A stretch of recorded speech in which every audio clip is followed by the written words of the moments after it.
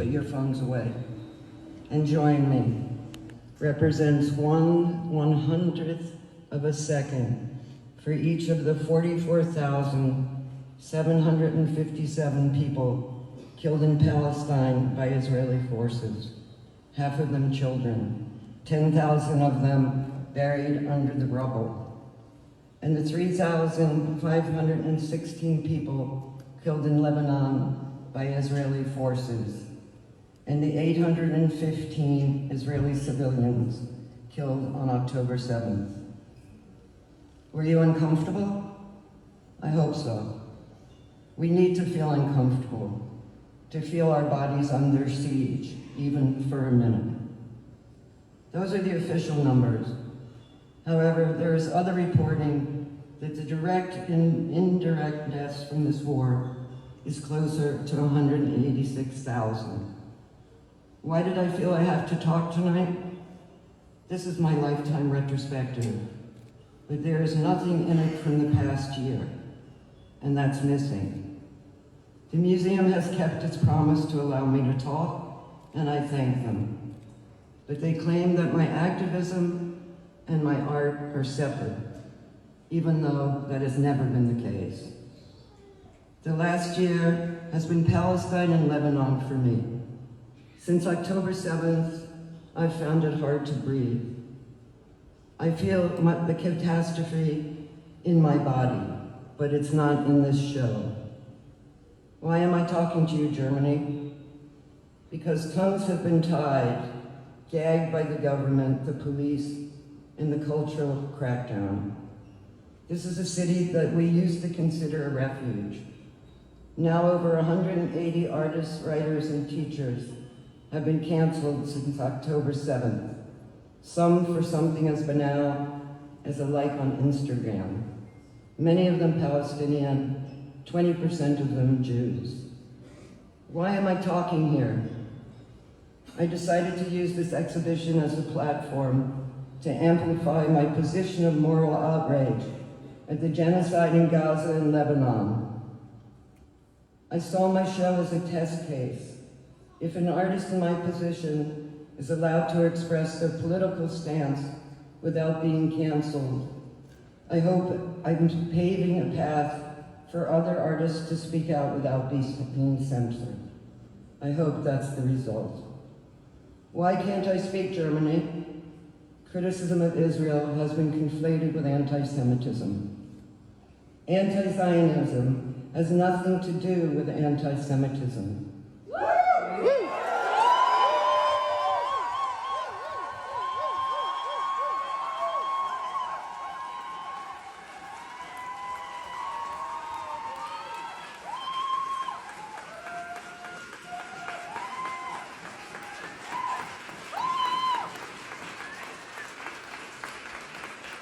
This is a false equivalency used to maintain the occupation of Palestine and to suppress those who speak out.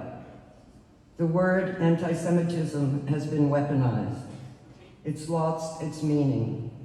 In declaring all criticism against Israel as anti-Semitic, it makes it harder to define and stop violent hatred against Jews. 100%! Yes.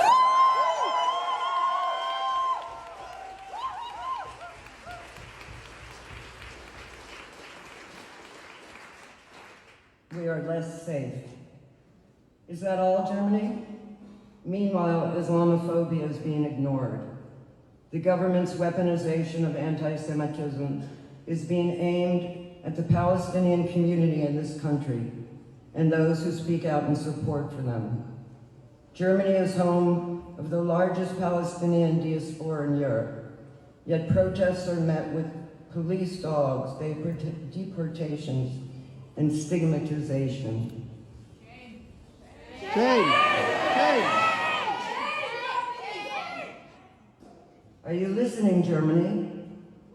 Yesterday, the highest criminal court in the world, the ICC, officially issued arrest warrants for Netian and Gallant for war crimes of starvation as a method of warfare,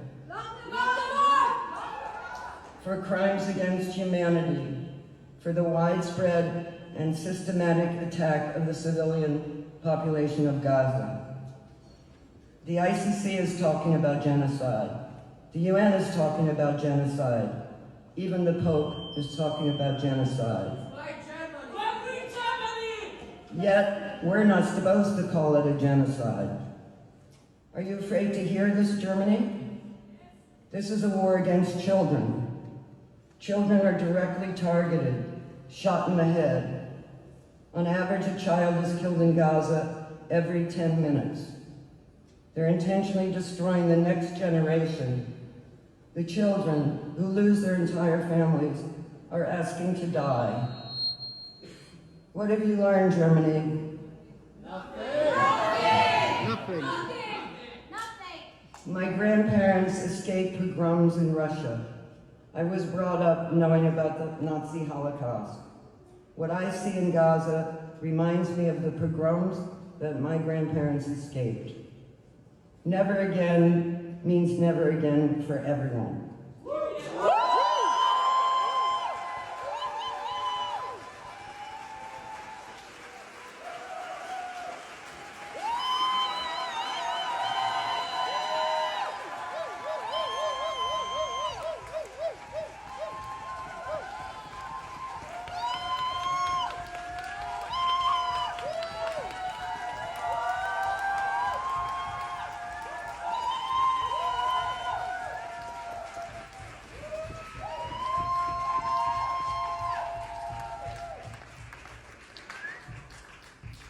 Israel defines itself as the eternal victim, which means it can never be blamed, and so is incapable of victimizing others. Why can't you hear this, Germany? There has been a genocide unfolding on our phones for the last 14 months in real time. The first genocide that's ever been live streamed. The heroic journalists are risking their lives to send us daily dispatches, even as they are targeted by bombs and drones. 137 journalists have been targeted and killed since October 7th, mostly Palestinian. Israel doesn't want a record left. What don't you see, Germany? We cannot look away. Can you imagine if it was possible to watch the war in Vietnam, the ethnic cleansing in Bosnia, or even the Holocaust live streamed on your phone? Would we have turned away? Even if we are incapable to change what is going on, we need to bear witness, and we need to amplify the voices of the Palestinians. But there is still an opportunity for the world to step in and stop this horror. Why are you afraid to hear this, Germany? There is a total eradication of the conditions for life of an entire population. The Israeli generals have made their intentions clear: to mow the lawns. This is clearly ethnic cleansing. It was a land grab from the beginning. Most people have been displaced multiple times, and now they are selling waterfront real estate on Palestinian land at synagogues in the US. The loss of civilian life has been intentional. If there was a terrorist in the tunnels of the New York subway system, would they drop a 2,000-pound bomb on the entire subway? Why can't you see this, Germany? It's a domicide as well. 88% of homes have been destroyed in Gaza. Almost every Palestinian has been forcibly displaced. The entire infrastructure of Palestine has been destroyed. The hospitals, the schools, the universities, the libraries. It's also a cultural genocide. Why can't you see this, Germany? In a country like Israel, where everyone is a soldier, extreme violence has become accepted. Cruelty and cynicism have become the norm. There are thousands of hours of TikTok videos of soldiers committing war crimes. They prosecute themselves, smashing up homes, dressing up in women's lingerie, celebrating burning villages, bragging of killing children. I'm talking to you, America. This slaughter would stop if the US stopped arming Israel.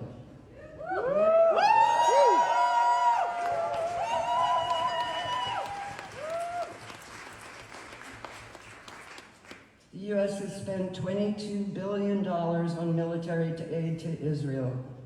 69% of the weapons being used in this slaughter are US made, and 30% come from Germany.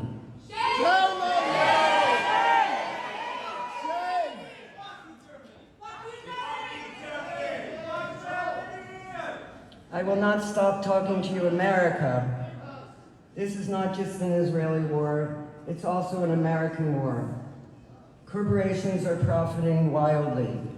Their stocks have skyrocketed as the US vetoes cease resolutions over and over. Why am I talking? Because advocating for human rights cannot be anti-Semitic.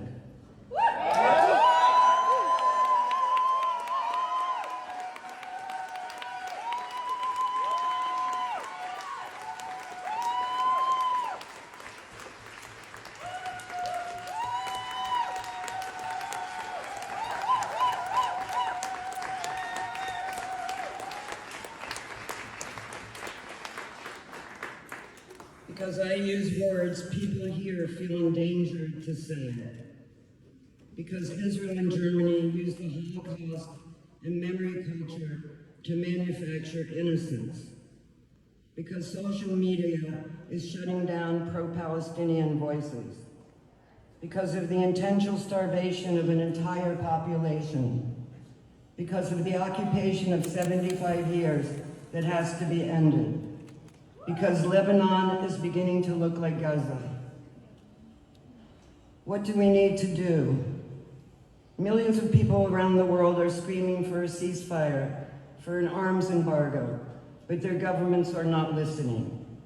We need to demand an arms embargo. Meanwhile, it's time to stop policing our allies. If we're on the same side, we should support each other, even if we have different methods. Our grief and our anger need to be channeled into action. The most important thing is to take to the streets.